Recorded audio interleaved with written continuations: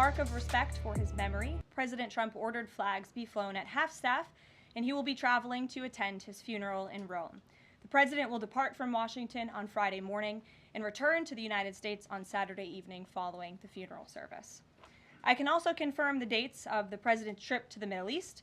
He will travel to Saudi Arabia, Qatar, and the United Arab Emirates from May 13th until May 16th. And on Thursday of this week, President Trump will welcome Norwegian Prime Minister at the White House for a working visit. The two leaders will discuss trade and regional security. This will be the 13th head of state visit of President Trump's term already. At the border, President Trump continues to deliver on his promise to make America safe again. The Wall Street Journal captured the Trump effect in a recent article. Border crossings grind to a halt as Trump's tough policies take hold.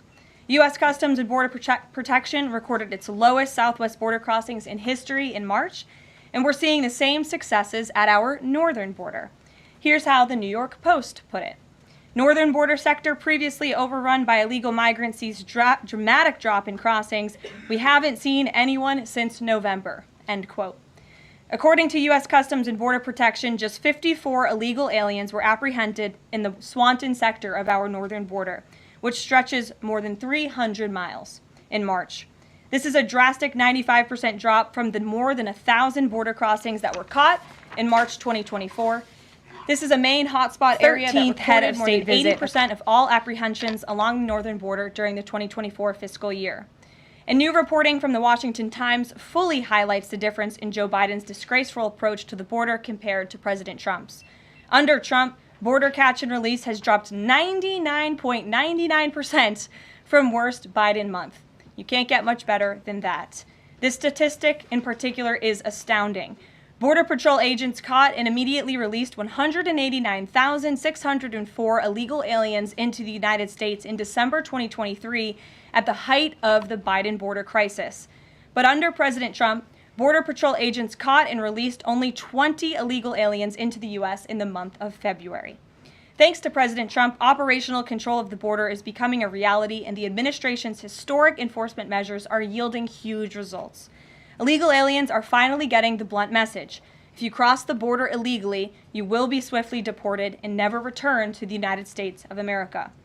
Efforts to arrest the criminal illegal alien invaders are continuing to ramp up. ICE Chicago arrested a Mexican national convicted of predatory sexual assault of a child in Cook County, Illinois. This week, ICE Denver arrested a Mexican national convicted of sexual assault of a child in Houston County, Texas. ICE Miami arrested a Nicaraguan convicted of aggravated battery in Hillsborough County, Florida. ICE Houston arrested a Salvadorian national convicted of attempted sexual assault of a child in Escape in Dallas County, Texas. And ICE Chicago arrested a Mexican national convicted of aggravated sexual abuse of a minor in Illinois. Despite the Democrats' insane objections, President Trump will continue to embolden law enforcement officers to arrest dangerous legal alien criminals and keep our communities safe. And also thanks to President Trump's America First economic approach, investments continue to pour into our country. Swiss pharmaceuticals company announced they will be investing $50 billion in the United States over the next 5 years, creating 12,000 new quality jobs. Regeneron Pharmaceuticals also agreed to pay Fujifilm Technologies more than $3 billion over the next decade to help manufacture its medicines in the United States. It's a top priority for President Trump to ensure we are producing critical medicines and pharmaceutical drugs right here in America, and that is exactly what we continue to see happen every day. In other news, the Trump administration has announced we will put an end to Joe Biden's illegal student loan bailout attempts. No student loan has been referred to collections since March of 2020. That comes to an end. On May 5th, the Department of Education will resume involuntary collections for borrowers with defaulted federal student loans. The student loan portfolio controlled by the federal government is nearly $1.6 trillion, but fewer than 4 out of 10 borrowers are in repayment. This is unsustainable, unfair, and a huge liability for American taxpayers. Debt cannot be wiped away. It just ends up getting transferred to others. So why should Americans who didn't go to college or went to college and responsibly paid back their loans pay for the student loans of other Americans? The Trump administration will never force taxpayers to pay student loan debts that don't belong to them. Student loan borrowers need clarity, and we're finally giving it to them. borrowers will now be clearly expected to repay their loans, and those who default on their loan obligations will face involuntary collections. The government can and will collect defaulted federal student loan debt by withholding money from borrowers, tax refunds, federal pensions, and even their wages. America is $36 trillion in debt. We must get our fiscal house in order and restore common sense to our country. If you take out a loan, you have to pay it back. It's very simple. President Trump will not kick the can down the road anymore. Before we open it up to questions today, I want to commend our pool photographer who is in the room with us today. ABC News photojournalist Melissa Young is retiring after 44 incredible years on the job, covering here at the White House.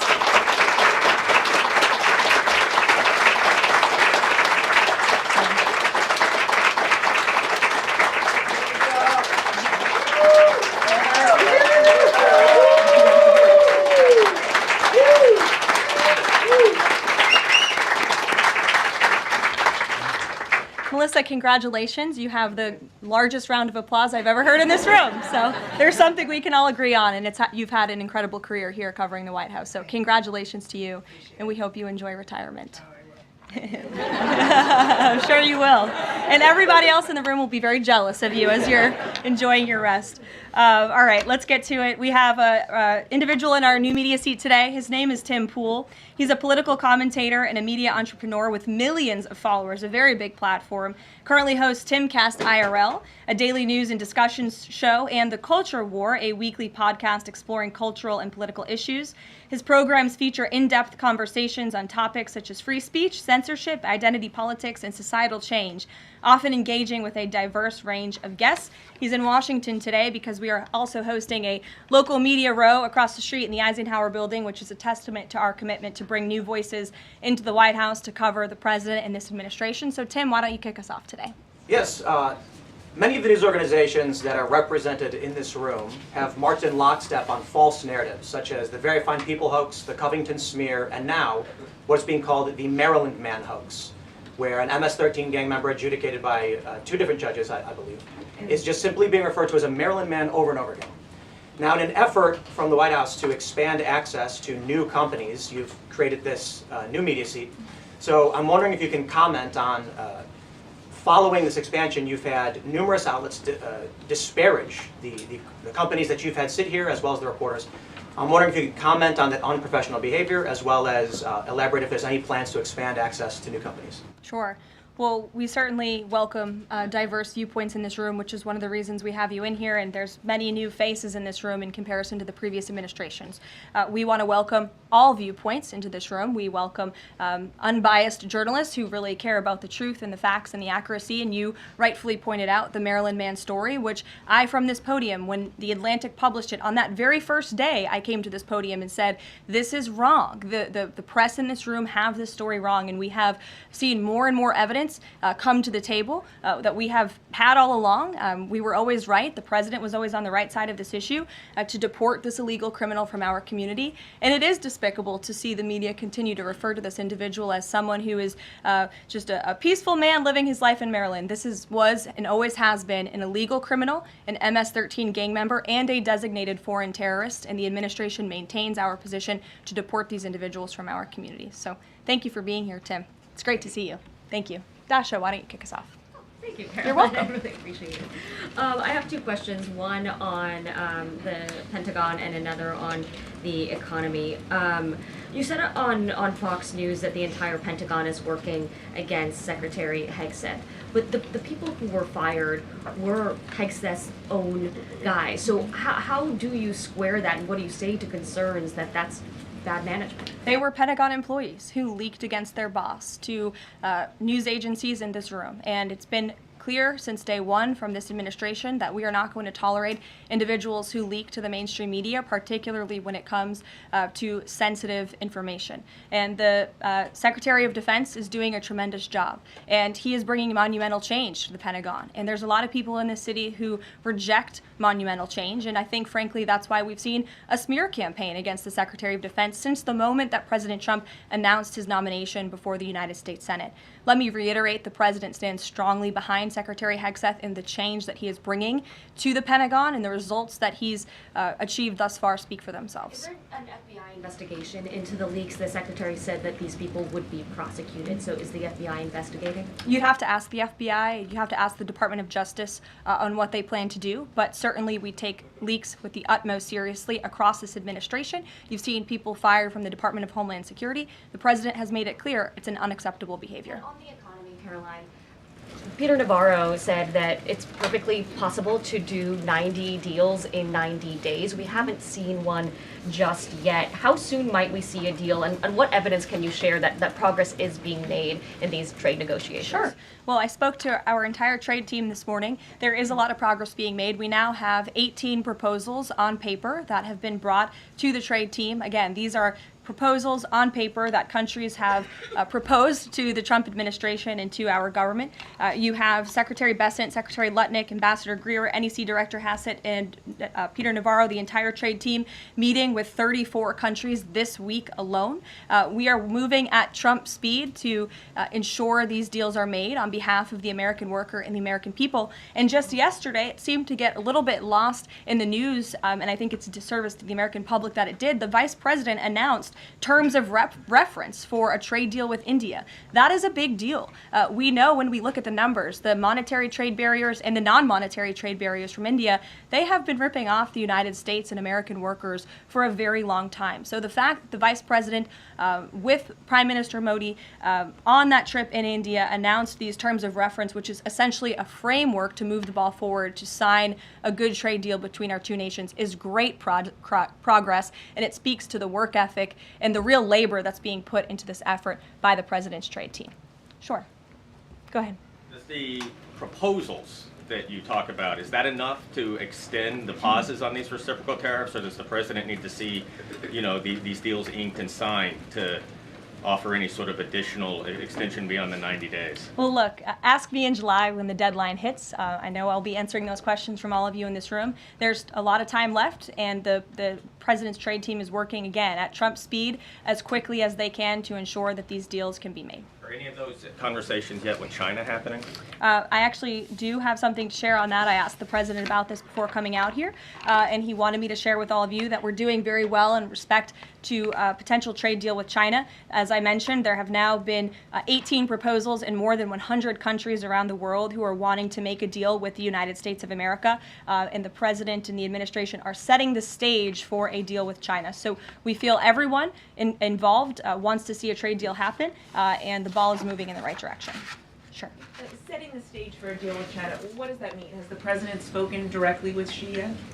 I don't have anything to read out on a direct talk between the president and President Xi, but we will continue to keep you updated. And Secretary Bessent reportedly today told investors that this trade standoff with China he expects will be de-escalating soon because, as he described it, reportedly the situation is unsustainable. Is the president considering taking steps to de-escalate the situation with China? Again, I just read you words directly from the President of the United States. Those are moments ago. That's where his head is at right now.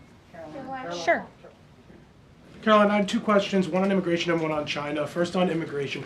Roughly how many illegal immigrants and aliens do we have in our country, and how many does the administration plan on deporting? Sure. Well, you'd have to ask the Department of Homeland Security for a specific number, but we suspect it's definitely in the millions, perhaps upwards of 20 million people that were allowed into the country illegally by the previous administration. And the president and his team are focused on deporting as many as we possibly can, and they are moving as quickly as possible. The president's team has made it clear we need more funding from Congress to do more. We need more ICE agents out on the ground doing this very important work. And we also need rogue district court judges to stop acting as judicial activists, trying to block the administration from deporting illegal criminals from our nation's interior. The American public elected the president to do this, and he's following through with that promise. And we have over 250,000 Chinese nationals in our country right now on student visas. Does the administration believe there's any national security concern when it comes to those over 250,000 Chinese nationals in our country? Well, as you know, when it comes to foreign visas, the Secretary of State has the right to revoke visas of those who we feel are acting in a adversarial way to our foreign policy interests here in the United States. He has that authority according to the Immigration and Nationality Act. So I would defer you to the State Department for any individual case, but they are looking at individuals who are given the privilege of being on a visa in our country, and if they are acting, again, adversarial to our foreign policy interests, their visa can be revoked, and they should be aware of that. Sure, go ahead. Yes, I'm calling on you. Thank you, Caroline. You're welcome. Over the last few weeks, several countries have warned their citizens about travel to the U.S., and the Department of Commerce's own stats know that from a lot of countries, the number of visitors is falling. Does the White House have any message for people that might be reconsidering business or tourism travel to the U.S.? Where did you see that report? With the statistics coming from the Department of Commerce. Said what? It's That- hard to hear you. Sorry. That visitors from a lot of countries have fallen in the last 3 months. I'd have to look at that report to comment on the merits of it. I think most people around the world recognize the United States of America is a great place to do business. It's a beautiful place to visit, and they should certainly come here because it's a much safer country than it was 4 years ago under the previous president. Libby, good to see you. Caroline, a question about this upcoming announcement from HHS to ban food dyes. During the first week of the administration, the FDA announced that it's pulling its plan to ban menthol cigarettes. So 2 questions for you. How do you square a ban on menthol cigarettes being pulled and then announcing this ban on food dyes? And then how does the president feel about this upcoming ban that RFK is going to announce? Sure. Well, look, the Secretary of Health and Human Services, the president nominated him because he trusts him to make this country healthy again. It's not just a slogan. It really is a movement that has broken ground across the country. There's millions of people who believe in RFK Jr., Secretary Kennedy, and what he's doing. I don't want to get ahead of HHS with this historic announcement later and the details of it, but obviously the Secretary feels that he has reason and evidence to announce the ban on artificial dyes later, and I'll let him speak to that this afternoon. Phil. The president started the process of reclassifying more than 50,000 federal employees as Schedule F. We've already seen him march through a number of government agencies. I'm curious, should we expect mass firings, or is this a case-by-case approach, a scalpel or a sledgehammer? Well, look, as you saw on Friday, the president put out a statement about it. The Office of Personnel Management reclassified workers. They're now called scheduled policy/career. And all the president is trying to do is ensure that federal workers are being held accountable for corrupt behavior. If they are engaging in corruption as a government worker, they should no longer have their job. I think that's pretty common sense. He also believes that bureaucrats should be acting in accordance to the will of the American public, who duly elected this president. Not just this president, but all future presidents. If you work for the government, you should be adhering to the will of the American public and advancing the administration's goals and interests. And if you are not doing that, then you should go find another job whose interests you align with. So as for specific firings, I would defer you to the specific agencies, but the president in this move and Office of Personnel Management, it will make it easier to get rid of rogue bureaucrats who are engaging in corruption. And then another quick question about Sure. Google, real quick. A federal court ruled last Thursday that Google's dominance of online advertising and ad tech markets violated U.S. antitrust laws. I know the president has spoken to a number of folks in big tech, and Google's CEO was even at his inauguration. I'm curious, what is the president's reaction to that court ruling? I'll have to ask him, and I'll get back to you, Phil. Thank you, Caroline. You're welcome. John. Thanks a lot, Caroline. Some economic questions for you. Kevin Hassett has been a key economic advisor to the president in both of his terms. In 2022... And he still is. And he still is. He was just in my office. Absolutely. In 2022, he said that the independence of the Fed is super important. That's a direct quote. Is that something that the president subscribes to? Does he still believe in the independence of the Federal Reserve? Well, look, I think the president has made his position on the Fed and on Powell quite clear. The president believes that they have been making moves and taking action in the name of politics rather in the name of what's right for the American economy. The president has the right to express his displeasure with the Fed, and he has the right to say he believes interest rates should be lower. He believes Americans should be able to borrow money cheaper than they currently are right now. And I also spoke to Kevin Hassett about the Fed as well, and he has called into question the Fed's independence and whether they are actually doing things, again, out of the best interest of the economy, or are they doing it for partisan reasons. The president wants to see interest rates lower. He has made that quite clear. We've also seen, Sure. if I may, Thank I'm you. sorry, one more, Caroline, just about I said 2 economic questions. About the dollar, we've seen the dollar at multi-year lows versus the euro and other currencies around the world. Is it the administration's policy for a strong dollar? How does it view the dollar versus other currencies around the world? The president wants to see the dollar remain as the world's reserve currency for our long-term fiscal stability and our economic growth. He's been quite clear about that. Sure. 2 questions. And then to the woman behind you, who I haven't seen before, welcome. Go ahead, Mary.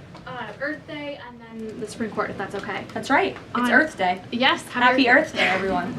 I saw the president truthing about the garbage pileup from China in the Pacific, and then I believe Lee Zeldin is headed to San Diego to investigate the pile of sewage from Mexico. Can you speak to what the White House has planned for Earth Day and anything in that arena? Sure. I do have points from the EPA. Administrator Zeldin's doing a fantastic job, and they are always sharing their accomplishments with the White House, which we very much appreciate. He will be traveling. I believe he's in California today for sewage situation. Here you go. Administrator Zeldin met with his Mexican counterpart to discuss steps Mexico needs to take to ensure the water entering the United States is clean and safe. And he's holding a press conference in San Diego today with elected officials and local stakeholders on the Tijuana River sewage crisis. I would also add from the president himself, he has always maintained he wants America to have the cleanest air and the cleanest water. And we want to do what's right for our environment and for our earth. And a lot of that is making sure that we have clean and sustainable energy, and we know that we produce natural gas cleaner and more efficiently than any country in this world, and the president wants to see that continue. Thank you. And then on the Supreme Court, I know the court is hearing a case dealing with parents who don't want their kids having to read gender ideology books in schools. Can you comment on that case and what the Trump administration hopes to see come from that? Sure. We hope the Supreme Court will do the right thing, and the president has been very clear. He stands on the side of parental rights, and he believes strongly that parents should have a greater say in their children's education and the content, if you will, that children are being exposed to in our public school system. Sure. Go ahead. Caroline, thank you. Hi. I'm Karoline Lumetta with World News Group.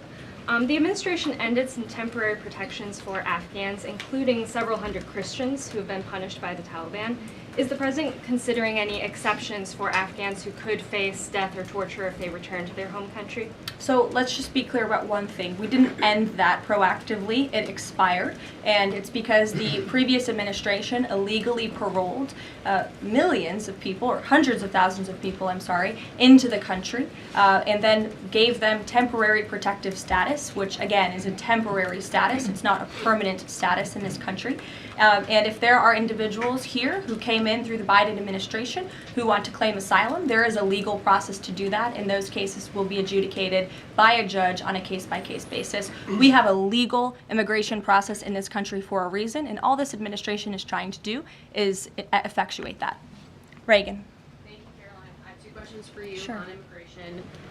March deportation numbers were down slightly from the same time period last year. SCOTUS recently ordered a pause on deporting Trinidad members with the Alien Enemies Act. I'm curious what other tools the administration is looking at to boost those deportation numbers. Sure. Well, we are obviously complying with the court's order. However, it was a temporary pause. The Supreme Court basically said, sit tight, and they will follow up with an order, and we're confident that the Supreme Court will rule on the side of law and recognize the president absolutely has the executive authority to deport foreign terrorists from our nation's interior under the Alien Enemies Act. We feel very strongly about that, and we're confident the courts will side with the president and his executive authority. As for deportations, we continue to deport illegal criminals under Title VIII, which is an immigration authority given to our Border Patrol agents and the Department of Homeland Security to deport illegal criminals from this country. And the administration continues to do that at record speed as quickly as they can with the resources that they have. The DOJ recently dropped charges against the MS-13 leader caught in Woodbridge, Virginia, with the idea that this will expedite the deportation process.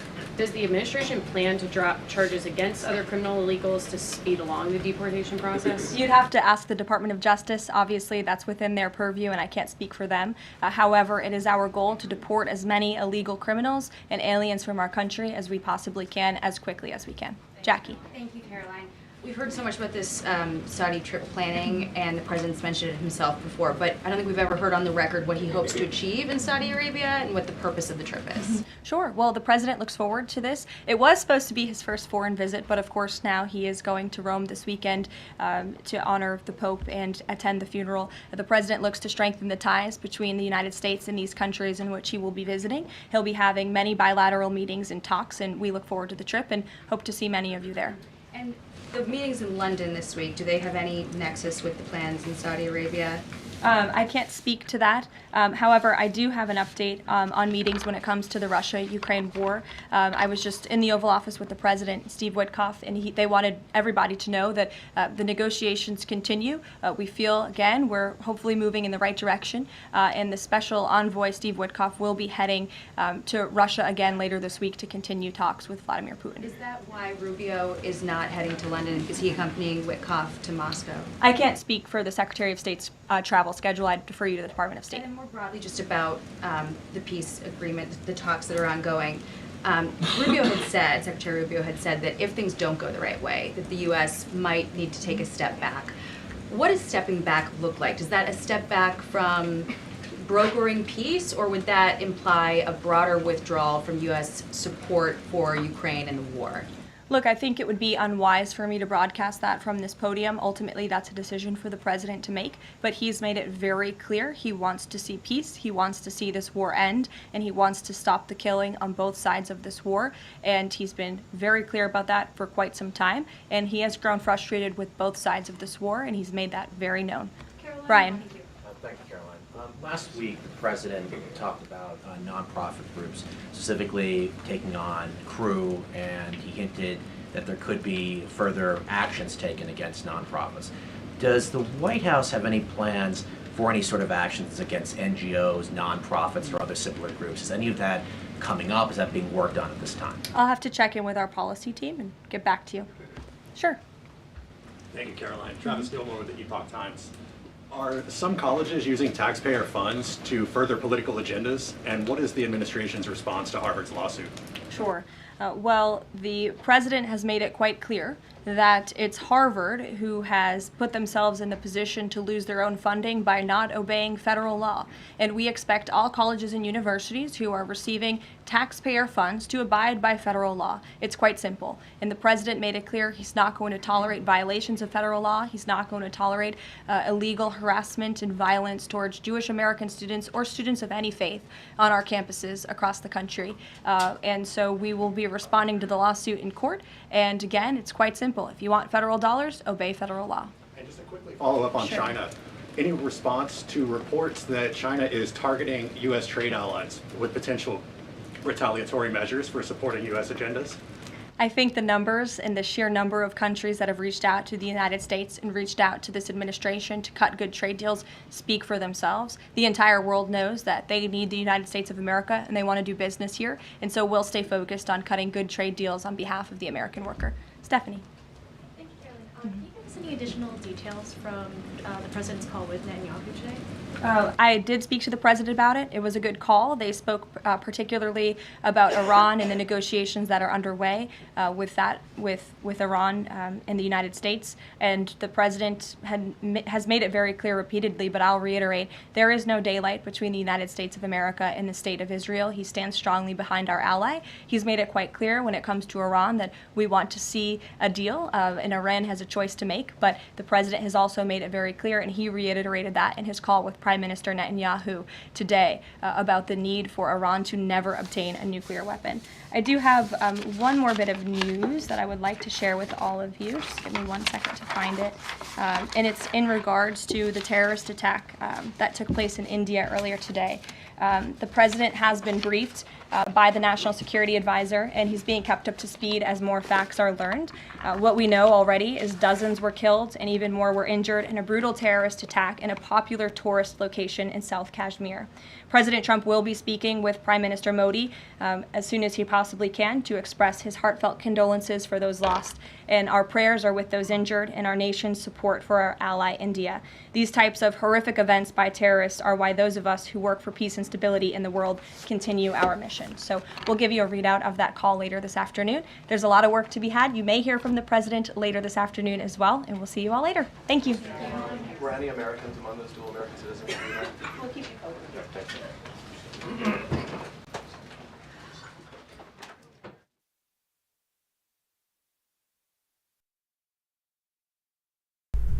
All right, Karoline Leavitt there for the White House press briefing. Let me get everything turned down. I don't know why they run those press briefings really quiet, so I gotta boost the volume and all of that. Either way, now I gotta get the schedule together for Coffee with Hooligans.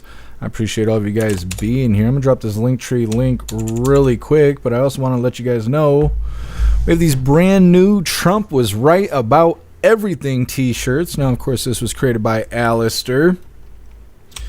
And it comes in all kinds of different items, so either way I want to let you guys know about that. But I'm going to drop this Linktree link really quick, and like I said, I'm going to get going on the schedule for today's Coffee with Hooligans. I'll do my best to try and be on time. We'll see how it goes. Either way, there is the Linktree link where all of my links are listed. So if you would like to make donations, join membership programs, or purchase any merch, would really appreciate it. All of your guys' contributions keep us running every day except for Sunday, because we got to have a day to recharge those batteries. Definitely go join Discord. Discord is our free hooligan community. It's the best way to be notified every single time we go live. The hooligans are there keeping the conversation going 24/7, and we have 2 news boards to keep you up to date with everything going on around the world. So definitely go join Discord. If you're feeling real saucy, go join jeffmaclive.com.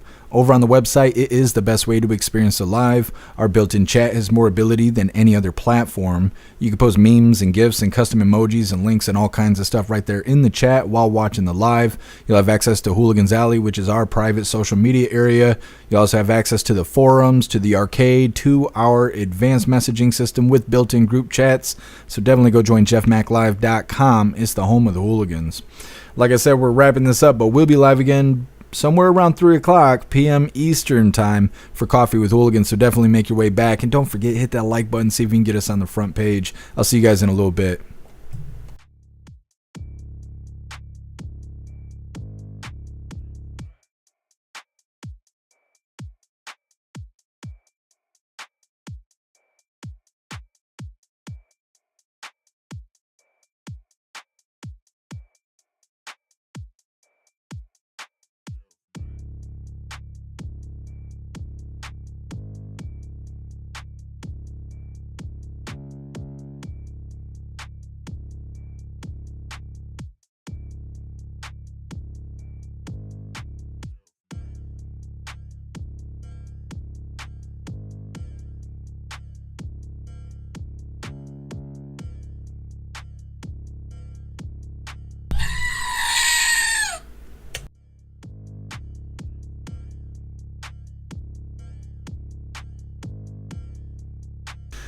That Christmas screaming goat is a screamer. Holy.